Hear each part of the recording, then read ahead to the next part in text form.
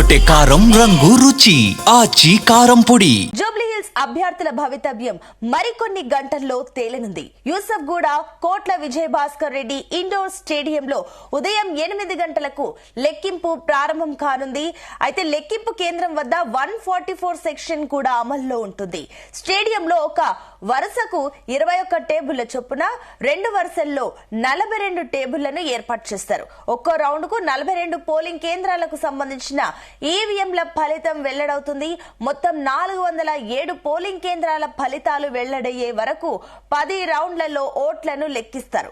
ఈ లెక్కింపు ప్రక్రియ కోసం 186 మంది సిబ్బందిని నియమించారు. ఈ ఉప ఎన్నికల్లో 58 మంది అభ్యర్థులు పోటీలో ఉన్నందున ఒక్కో రౌండ్ ఫలితానికి కనీసం 40 నిమిషాలు పడుతుందని అధికారులు అంచనా వేస్తున్నారు. ఆ లెక్కన మధ్యాహ్నం 2 గంటల కల్లా తుది ఫలితం వచ్చే అవకాశం ఉందని తెలుస్తోంది.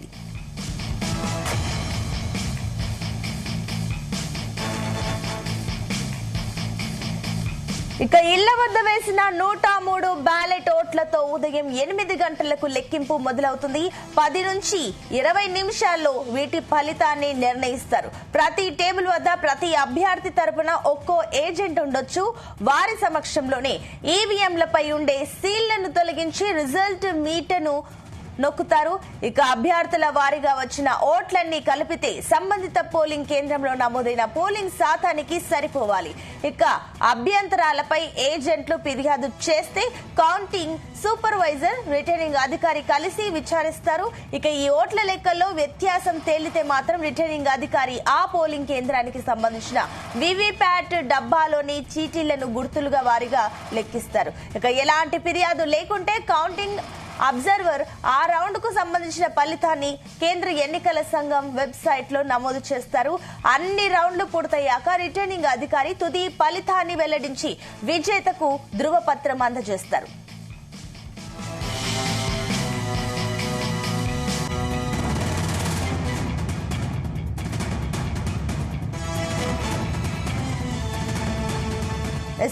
భవితవ్యం అయితే తేలనుంది. ఇక కౌంటింగ్ కేంద్రం వద్ద సిచ్యువేషన్ ఏంటి అనేది కూడా చెప్పడానికి అక్కడ నుంచి మా కరెస్పాండెంట్ వంశీకృష్ణ ఉన్నారు. వంశీకృష్ణ, ఏంటి ప్రెసెంట్ సిచ్యువేషన్ ఏంటి? మరికొన్ని గంటల్లో అటు మనకు రిజల్ట్ తేలిపోనుంది. అయితే ముందుగా 103 బ్యాలెట్ ఓట్లకు సంబంధించి కూడా లెక్కింపు ఉన్నది కాబట్టి దానికి సంబంధించిన డీటెయిల్స్ ఏంటి? జూబ్లీహిల్స్ అభ్యర్థుల భవితవ్యం మరికొన్ని గంటల్లో తేలనుంది. యూసఫ్ కూడా కోట్ల విజయభాస్కర్ రెడ్డి ఇండోర్ స్టేడియంలో ఉదయం 8 గంటలకు లెక్కింపు ప్రారంభం కానుందని చెప్పాలి. ఏదైతే ముందుగా పోస్టల్ బ్యాలెట్ ఓట్లు లెక్కింపు అనేది జరగనుంది. దాదాపుగా 103 పోస్టల్ బ్యాలెట్ ఓట్లలో 101 పోస్టల్ బ్యాలెట్ నమోదైనట్టు ఇప్పటికే ఎన్నికల అధికారులు చెప్పడం జరిగింది. ఏదైతే లెక్కింపు కేంద్రం వద్ద 144 సెక్షన్ ని అమల్లో ఉంటుందని కూడా పోలీస్ ఉన్నతాధికారులు కూడా చెప్పడం జరిగింది. ఒక వరుసకు 21 టేబుల్ చొప్పున 2 వరుసల్లో 42 టేబుళ్లను ఏర్పాటు చేశారు. ఒక్కో రౌండ్ కు 42 పోలింగ్ కేంద్రాలకు సంబంధించిన ఈవీఎంల ఫలితం వెల్లడవుతుంది. మొత్తం 407 పోలింగ్ కేంద్రాల ఫలితాలు వెల్లడయ్యే వరకు 10 రౌండ్లలో ఓట్లను లెక్కిస్తారు. లెక్కింపు ప్రక్రియ కోసం 186 మంది సిబ్బందిని నియమించడం జరిగింది. ఈ ఉప ఎన్నికల్లో 58 మంది అభ్యర్థులు పోటీలో ఉన్నందున ఒక్క రౌండ్ ఫలితానికి కనీసం 40 నుంచి 50 నిమిషాలు సమయం పట్టే అవకాశం ఉన్నట్టు కూడా అధికారులు అంచనా వేస్తా ఉన్నారు. ఆ లెక్కన మధ్యాహ్నం 2 కల్లా కూడా తుది ఫలితం వచ్చే అవకాశం ఉందని కూడా తెలుస్తోంది. ఏదైతే పోస్టల్ బ్యాలెట్ ఓట్ల లెక్కింపు అనేది 8 గంటలకు ప్రారంభం కానుంది. దాదాపుగా ఒక హాఫ్ అన్ అవర్ లో పోస్టల్ బ్యాలెట్ కి సంబంధించిన లెక్కింపు పూర్తయ్యే అవకాశం ఉంటుంది. 8:30 అరౌండ్ ఆ సమయానికి ఈవీఎంల లెక్కింపు ప్రక్రియ అనేది ప్రారంభం కాదని కూడా చెప్పవచ్చు. ప్రధానంగా ప్రతి టేబుల్ వద్ద కూడా ప్రతి అభ్యర్థి తరఫున ఒక్కో ఏజెంట్ ఉండొచ్చు. వారి సమక్షంలోనే ఈవీఎంలపై ఉండే సీళ్లను తొలగించి రిజల్ట్ మీటర్ను నొక్కుతారు. అభ్యర్థుల వారీగా వచ్చిన ఓట్లను కలిపితే సంబంధిత పోలింగ్ కేంద్రంతో నమోదైన పోలింగ్ శాతానికి సరిపోవాలి. అభ్యంతరాలపై ఏజెంట్లు ఫిర్యాదు చేస్తే కౌంటింగ్ సూపర్వైజర్, రిటర్నింగ్ అధికారి కలిసి విచారిస్తారు. ఓట్ల లెక్కలలో వ్యత్యాసం తెలితే కనుక రిటర్నింగ్ అధికారి ఆ పోలింగ్ కేంద్రానికి సంబంధించినటువంటి వివిప్యాట్ డబ్బాలోని చీటీలను గుర్తుల వారీగా లెక్కిస్తారు. ఎలాంటి ఫిర్యాదు లేకుంటే కౌంటింగ్ అబ్జర్వర్ ఆ రౌండ్ కి సంబంధించిన ఫలితాన్ని కేంద్ర ఎన్నికల సంఘం వెబ్సైట్ లో నమోదు చేస్తారు. అన్ని రౌండ్లు పూర్తయ్యాక రిటర్నింగ్ అధికారి తుది ఫలితాన్ని వెల్లడించి విజేతకు ధ్రువపత్రాన్ని అందజేస్తారని కూడా చెప్పొచ్చు. కౌంటింగ్ సంబంధించి పూర్తి స్థాయి ప్రక్రియ ఇది మొత్తానికి మీద చూడొచ్చు. 2 రోజుల క్రితం ఏదైతే ఎన్నిక జరిగిన రోజున సాయంత్రం 6:30 గంటలకు ఏదైతే ఎగ్జిట్ పోల్స్ రావడం జరిగింది. ఎగ్జిట్ పోల్స్ లో కాంగ్రెస్ పార్టీకి అనుకూలంగా అత్యధికంగా అనుకూలంగా ఏదైతే కొన్ని సంస్థలు ఎగ్జిట్ పోల్స్ ఇవ్వడం జరిగింది, మరికొన్ని సంస్థలు బీఆర్ఎస్ పార్టీకి అనుకూలంగా ఎగ్జిట్ పోల్స్ ఇస్తున్నటువంటి విషయం మనందరికీ కూడా తెలిసిందే. దాని తర్వాత ఏదైతే ఒక్కసారిగా కూడా బీఆర్ఎస్ పార్టీ సైలెంట్ ఓటింగ్ జరిగింది, తమకే ఓట్లు పడ్డాయని చెప్పి బీఆర్ఎస్ పార్టీ, దాంతో పాటుగా అసలు ఓటింగ్ ఎటువైపు మళ్ళీ అనేది కాంగ్రెస్ పార్టీ, ఈ రెండు కూడా కొంత ఏదైతే అయోమయంలో ఉన్నటువంటి పరిస్థితి కూడా మనం చూస్తా ఉన్నాము. గత 2 రోజుల నుంచి కూడా దీనికి సంబంధించి తాము గెలిచామంటూ కూడా సోషల్ మీడియాలో వార్ నడిచినటువంటి సందర్భం మనం చూస్తా ఉన్నాము. దాంతో పాటుగా ఈ సవాళ్ళు ప్రతి సవాళ్ళు అనేది కూడా మనం చూస్తా ఉన్నాము. దాదాపుగా 15 రోజుల పాటు కూడా హోరాహోరీగా చావో రేవో అంటూ కూడా ప్రధాన ప్రతిపక్షం అధికార పక్షం ప్రచారం నిర్వహించినటువంటి విషయం మనం చూసాము. ఈ రెండిటికి కూడా ప్రతిష్టాత్మకంగా మనం చెప్పుకోవచ్చు. ఈ ఎన్నిక అనేది అధికార పక్షం తమ పైన వ్యతిరేకత లేదని చెప్పుకోవడానికి, దాంతో పాటుగా ఏదైతే ప్రతిపక్షం చూస్తే మాత్రం తమ పైన ప్రజలకు ఇంకా నమ్మకం ఉంది, ఏదైతే ప్రభుత్వంపై వ్యతిరేకత ఉంది కాబట్టి తమకు ఓట్లు వేశారని నిరూపించుకోవడానికి భవిష్యత్తులో మరిన్ని ఎన్నికలు గెలిచే అవకాశం ఉంటుంది. ఎన్నిక అనేది అటు ప్రతిపక్షం కూడా ఆలోచించినటువంటి విషయం మనందరికి కూడా తెలిసిందే.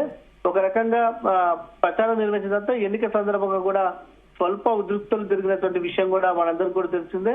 మొత్తానికి మరికొన్ని గంటలు అంటే దాదాపుగా మనకు ట్రెండ్స్ మాత్రం 11:30 అరౌండ్ ఆ సమయం కల్లా కూడా ట్రెండ్స్ పూర్తి స్థాయిలో అర్థమయ్యే అవకాశం ఉంటుంది. ఎవరి వైపు గెలుపు ఉండబోతుంది అనేది కొంత అవగాహన వస్తుంది. దాదాపుగా 2 గంటల సమయం కల్లా కూడా పూర్తి స్థాయిలో ఎవరు గెలిచారు అనేది కానీ ఒక క్లారిటీ వచ్చే అవకాశం మాత్రం మనకు స్పష్టంగా అర్థమవుతుంది. మొత్తం మీద కోట్ల విజయభాస్కర్ రెడ్డి స్టేడియం వద్ద మాత్రం చుట్టూరా 144 సెక్షన్ విధించడం జరిగింది. ఎవరు కానీ ర్యాలీలు ఏదైతే ర్యాలీలు నిర్వహించకూడదని కూడా ఇప్పటికే పోలీసులు కూడా ఆదేశాలు జారీ చేయడం జరిగింది.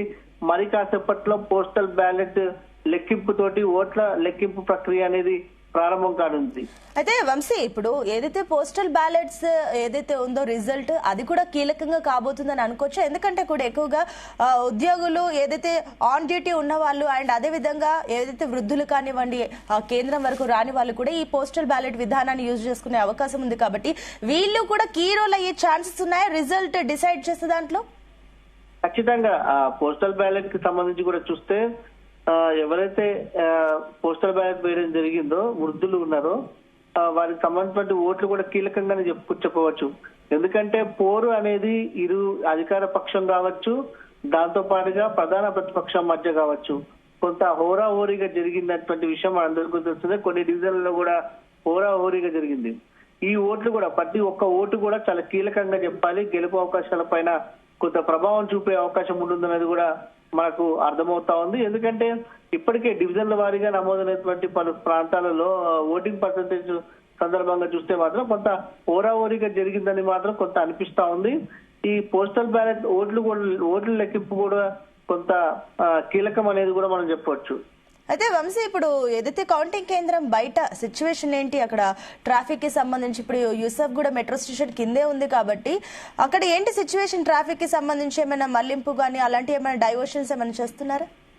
ప్రజెంట్ డైవర్షన్ అండ్ అలాంటిది ఏమి అధికారులు నిర్ణయం తీసుకోలేదు, కానీ 144 సెక్షన్ మాత్రం విధించడం జరిగింది. ఎవరు కూడా మెట్రో స్టేషన్ ఏదైతే కోట్ల విజయభాస్కర్ రెడ్డి స్టేడియం చుట్టూరా కూడా ఎవరు కూడా ర్యాలీలు తీయకూడదు, విజయోత్సవ ఏదైతే ర్యాలీలు జరపకూడదు, దాంతో పాటుగా ఏదైతే గుంపులుగా గుమ్మి కూడకూడదు అని కూడా అటు పోలీసు ఉన్నతాధికారులు చెప్పడం కూడా జరిగింది. ప్రధానంగా ట్రాఫిక్ మాత్రం ప్రజెంట్ క్లియర్ గానే ఉందని కూడా చెప్పాలి. కానీ అధికార పార్టీకి సంబంధించినటువంటి వారు కావచ్చు, దాంతో పాటుగా ప్రధాన ప్రతిపక్షానికి సంబంధించినటువంటి వారు కూడా పెద్ద ఎత్తున అక్కడికి మాత్రం చేరుకుంటున్నటువంటి పరిస్థితి మాత్రం మనకు కనపడతా ఉంది. అరౌండ్ 8 o'clock కి పోస్టల్ బ్యాలెట్ ఓట్లు అయితే ప్రారంభం కాబోతున్న నేపథ్యంలో అందరిలోనూ ఒక ఇంత ఆసక్తి నెలకొందని మాత్రం చెప్పవచ్చు. 42 టేబుల్స్ వేయడం జరిగింది, 10 రౌండ్స్.